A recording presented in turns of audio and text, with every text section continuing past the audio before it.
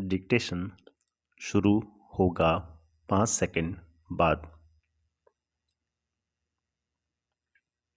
अतीत में दबे पांव अभी भी मोहनजोदड़ो और हड़प्पा प्राचीन भारत के ही नहीं, दुनिया के 2 सबसे पुराने नियोजित शहर माने जाते हैं।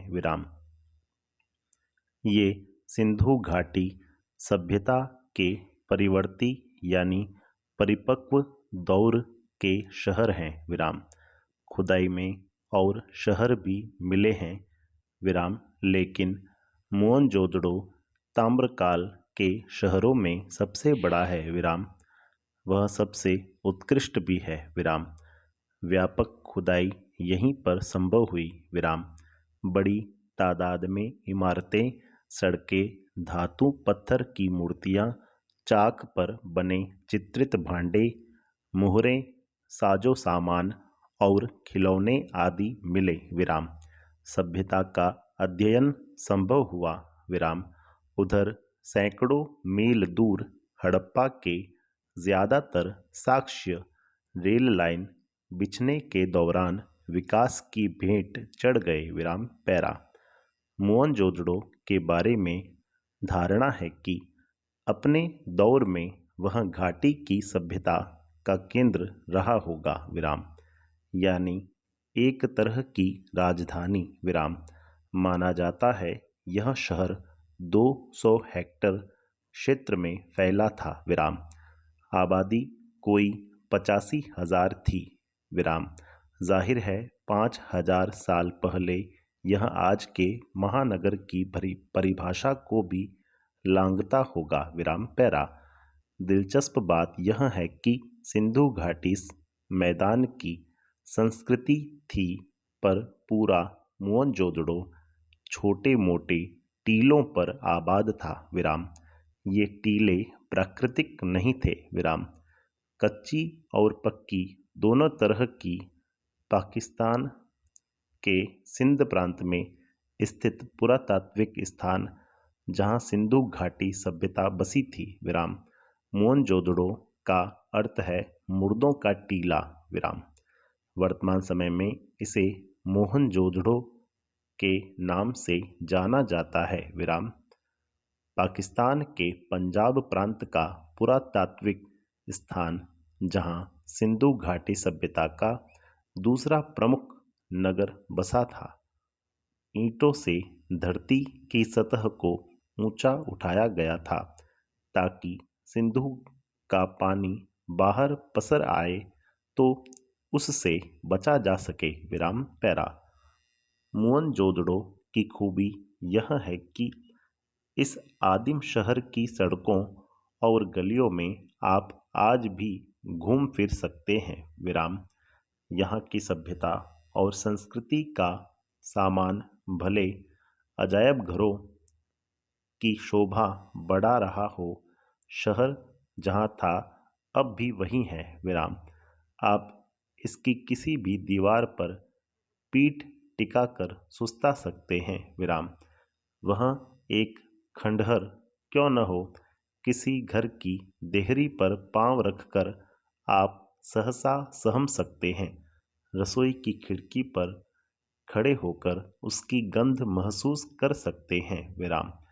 या शहर के किसी सुनसान मार्ग पर कान देकर उस बैलगाड़ी की रुनझुन सुन सकते हैं जिसे आपने पुरातत्व की तस्वीरों में मिट्टी के रंग में देखा है।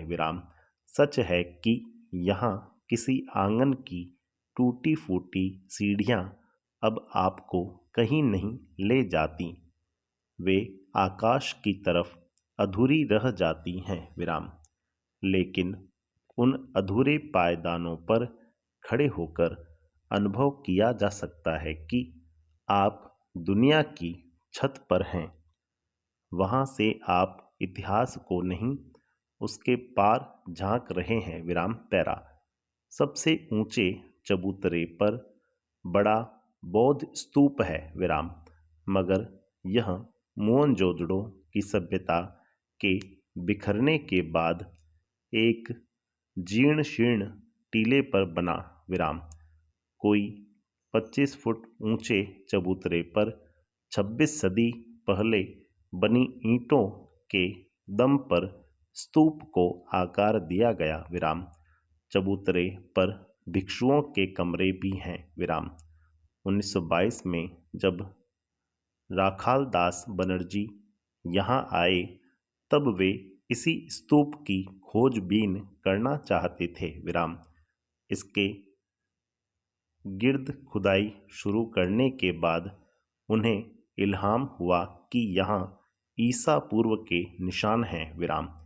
भारतीय पुरातत्व सर्वेक्षण के महानिदेशक जॉन मार्शल के निर्देश पर खुदाई का व्यापक अभियान शुरू हुआ विराम।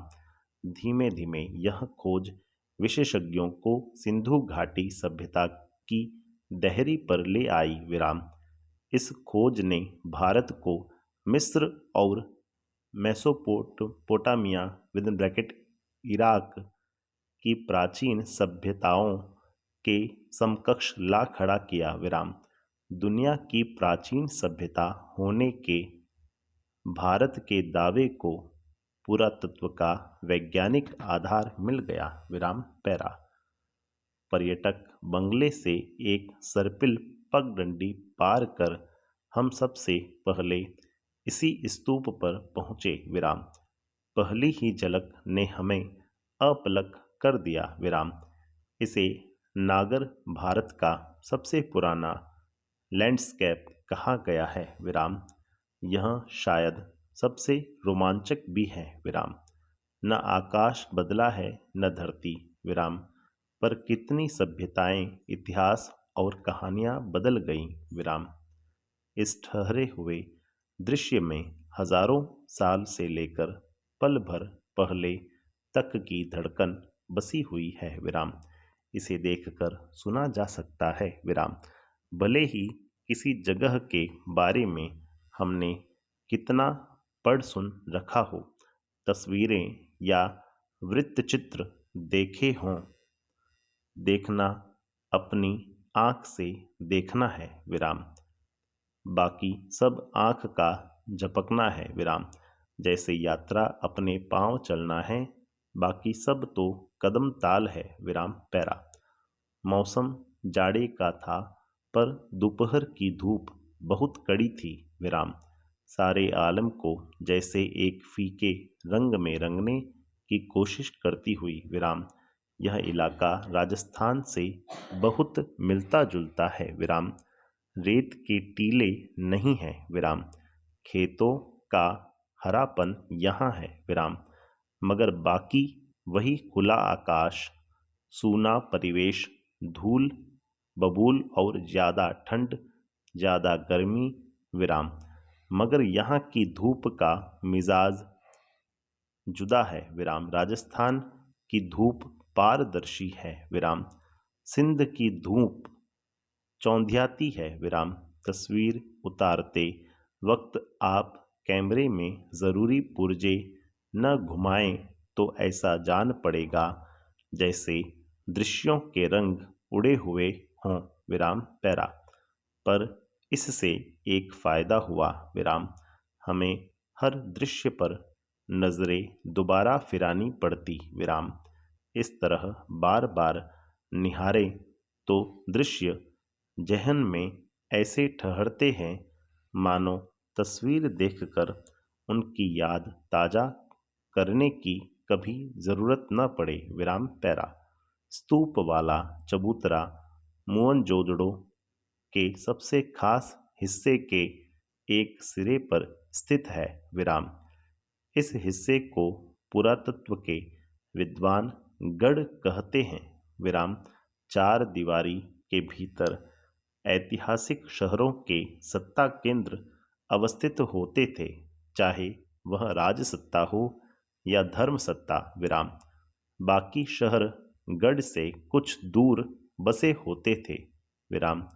क्या यह रास्ता भी दुनिया को मोहनजोदड़ो ने दिखाया विराम।